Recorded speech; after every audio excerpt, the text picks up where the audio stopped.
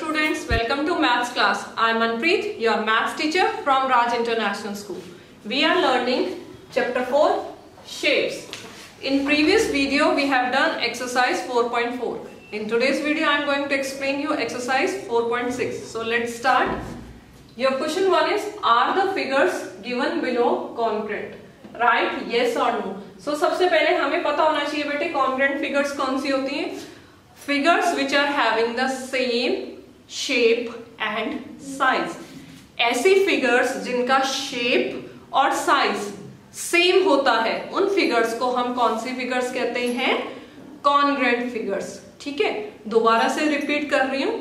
Figures which are having same shape and size are called congruent figures. ठीक है.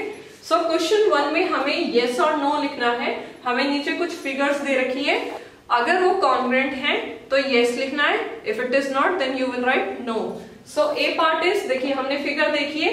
अब मैंने कॉन्ग्रुएंट की अभी आपको डेफिनेशन बताई थी, जिनका सेम साइज होता है और सेम शेप होती है. तो इसमें देखिए दोनों की शेप सेम है या नहीं है?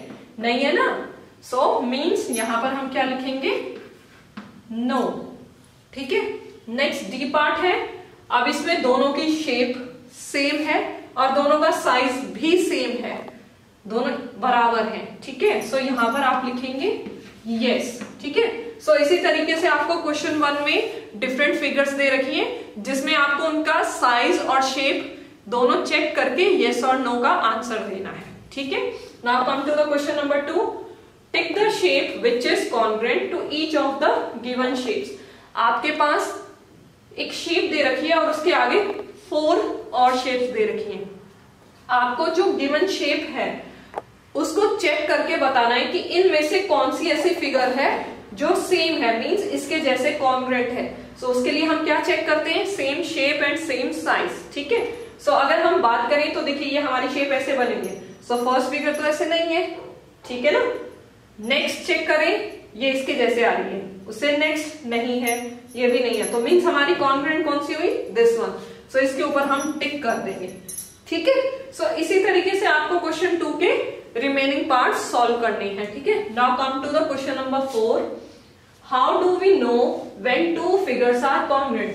हमें कैसे पता चलता है कि जो दो फिगर्स हमें दे रखी हैं, 2 फिगर्स हमें दे रखी हैं, वो दोनों कॉन्ग्रुएंट हैं या नहीं है?